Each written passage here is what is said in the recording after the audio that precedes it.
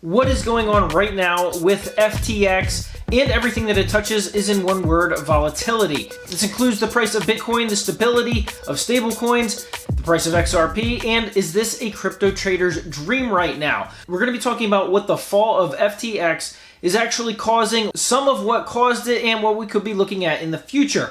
Also, we're going to be looking at some of the ties between FTX and Washington, D.C., a new law that senators are moving forward with that was written or co-written by Sam Bankman-Fried, the CEO of FTX. And if you think what FTX has been doing was the cause of their downfall, well, I have some news for you. It's nothing new. In fact, they were doing the exact same thing as what other governments doing. Also, we're going to be talking about XRP, its price movements during this crazy volatile time, and some of the new amicus briefs that were recently filed, or the motions to file these amicus briefs that are now in support of the SEC. We have two of them that just came through, so I'm going to talk about and what was the reasoning for actually submitting this. The conspiracy theories run deep on all of these stories, so let's get into it. Hey everyone, my name is Randy. Welcome back to the Late Night Grind, and right now on this channel we are covering the Ripple versus the SEC case, as well as other cryptocurrency news, investment markets, and personal finance. So if any or all these topics interest you, make sure you go ahead, hit that subscribe button, join the Late Night Grind community,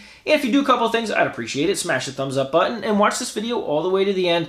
Those really are the two best things that you can do to support a YouTube channel, so if you do that, I'd greatly appreciate it. Alright guys, let's jump into it. Sam Bankman-Fried, who is the CEO, the founder of FTX Exchange, he was once a billionaire, now lost 94% of his net worth in literally 2 days. And you thought you were having a bad day. Well, there's a lot more to the story of what happened to FTX, its liquidity crunch, and what it's affecting. But first, I want to back up and talk about why this actually happened, or at least the hearsay and some of the rumors of why this actually happened. In fact, it all goes back to 2019 when Binance became a huge investor in FTX. It was later rumored that Sam Bankman-Fried, who started FTX, raised over $900 million, which was one of the largest seed rounds of investment money at the time, and used that to buy out Binance's shares. Well, fast forward to 2022 and some of the stories about what went on, and in response to it, CZ, as he is known, who is the CEO of Binance, liquidated all of their FTT holdings, which FTT is the token of the FTX exchange, kind of how BNB is the token of the Binance exchange. Well, once he did that and investors saw that happening, well, basically the floodgates let loose. The FTT token's value plummeted, along with Bitcoin and even some stable coins, USDT, slightly depegged down to about 97 cents.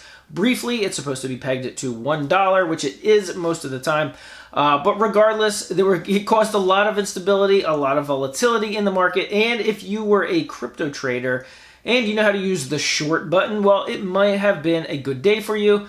Unless, of course, you try to catch falling knives and you get cut too many times, and then you end up getting liquidated, and that's a whole nother video. So as FTX is now looking at some troubles in terms of, well, they're not going to be in business much longer, because as of right now, their balance sheets in terms of who they owe and what some of their creditors are astronomical. In fact, it was rumored at one point that Binance had made an offer to help out FTX and basically take over their company, and once they took a look at the balance sheets, they backed out. However, there could be some truth to that in the fact that earlier today, BlockFi, which is another big exchange, completely halted all withdrawals. Now, BlockFi, it was rumored that they have a large part, if not all of their customer holdings on the FTX exchange, which is, of course, having insolvency issues. So you can see how one decision globally affects a lot of the other crypto markets. My assumption is it's not going to end there. There's probably going to be other blockchain companies, other exchanges specifically that are affected by this. Now, speaking of exchanges, when I was reading about some of what was going on, I came up across an article that I remembered reporting on before, and that is Sam Bankman-Fried was working with U.S. Congress to develop a bill that would essentially regulate cryptocurrency exchanges. Now, without actually reading the bill and everything that's in it, it's kind of disgusting from what I've been seeing on Twitter. Sam Bankman-Fried had given over $40 million to Washington lawmakers in order to make that bill happen. Now, in that bill, supposedly, was some rules and regulations that would essentially absolve FTX from any wrongdoings and essentially could have continued doing what they were doing and taking institutional US money, and what they had been doing in the past would have never been dug up. Now, another interesting part of that is that Sam Bankman-Fried's mother is also one of the leaders of a Democratic super PAC, which is, of course, a fundraiser for the Democrats here in the United States. And the odd thing is, even though FTX has gone by the wayside right now and is in some deep, hot trouble, well, those senators said we are moving forward with his bill in which Sam Bankman-Fried helped co-produce or co-write along with these senators. There's going to be a lot more to uncover as this goes along, and this channel, for one, is going to be covering it. All right, so what did the volatility look like when the markets were going nuts? Well, Bitcoin just hit a new local low. In fact, Bitcoin going all the way down to 15,700 very briefly, along with some others, including XRP. That, get this, at one point just before the drop, XRP was trading at about 48 cents. The next day, it was down to 31 cents. Now, it is back to about 38 cents. Talk about volatility and wild swings. Now, the rest of the markets were doing something similar. If you look at the U.S. stock exchange, the Dow Jones had a record day. The Dow Jones had a big day today. The S&P had a huge day today, up 5.5%. I believe it was a new record for a single day. There's a lot of volatility in the other markets, and I would look for bigger drops in the crypto market and in the stock market and stock indexes in the coming days. The relative strength index as well as the money flow is not exactly looking good, even though it just had record days. So what are we looking at? Did Sam Bankman-Fried just kill a Santa Claus rally for the crypto market when it was looking like it could have actually had a nice rally moving into December and possibly even continuing that momentum into January and February? This remains to be seen, and it looks like, at least for the moment, crypto is a little bit decoupled from the stock market because of this big story that's going on. But this is nothing new for the crypto market. Everybody remembers earlier when Three Arrows Capital and that whole group of exchanges and investment firms went south with the whole Do Kwon and Terra Luna collapse. So there is a lot more to cover with this story, and I will be making more updates about what's going on in other blockchain companies, other exchanges that are being affected by it, and some of the ones that could potentially benefit from it. All right, so now let's move on to the Ripple versus the SEC case, because of course there is no stranger to crazy things and crazy things in DC going on. So right now there's a total of 14 amicus briefs that have been filed in the Ripple versus the SEC case. That is outside third parties looking to put their input into this case. Well, two more amicus briefs, permission to file these amicus briefs were just filed by two outside companies, and these are in support of the SEC. Now, the interesting part about these is that the first company is called Accreditify, which actually what they do is they determine who is an accredited investor, which of course you need to be to participate in certain investments in the United States. They filed their amicus brief, and the other one, which is a really strange one, is called the New Sports Economy Institute.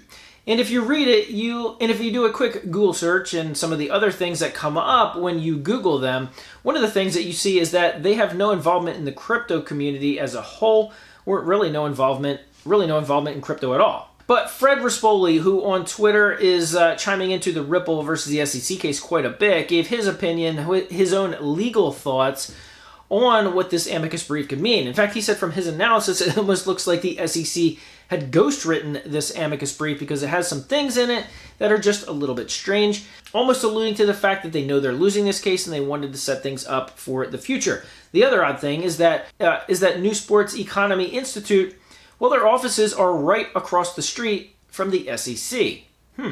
Not only that, the NSEI has also had its own run-in with the SEC earlier. In fact, they just settled with the SEC. However, how much they owe the SEC has yet to be determined, and there's a lot of questions from what I've been seeing on Twitter as to exactly why things are delayed, because even though a settlement was announced, there's a lot of things in this case that were actually pushed to 2023.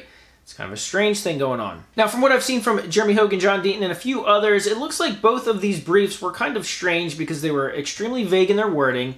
There really wasn't anything against Ripple per se. They offered no new input and no new evidence into the case at all. It was mostly talking about legal issues and not necessarily facts specific to this case. So a little bit of a confusing one, but right now I think Ripple still stands on the favorite side of this case, as do most people following this case.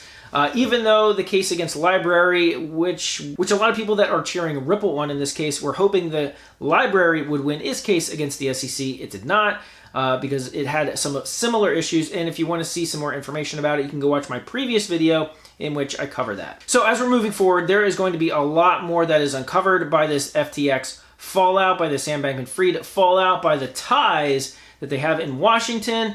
Not only that, there are actually ties to the SEC chairman, Gary Gensler. Alright guys, and if you are new to the channel, you'll probably see that I have no comments down below, and that is because I turned them off, because weeks ago I did an analysis and saw that 93% of all the comments were spam, scams, or some kind of bot that was basically making the comment section look horrible. And I don't want my audience subject to that, so if you want to have a conversation with me, you can do so on Twitter. There's, of course, links in the description below. You can go follow me there, as well as several other people that give their thoughts and input on the Ripple and the SEC case, as well as the crypto and investment worlds as a whole. All right, guys, I want to thank you so much for watching this video all the way to the end, for smashing that thumbs up button, and as always, I'll see you guys on the next video.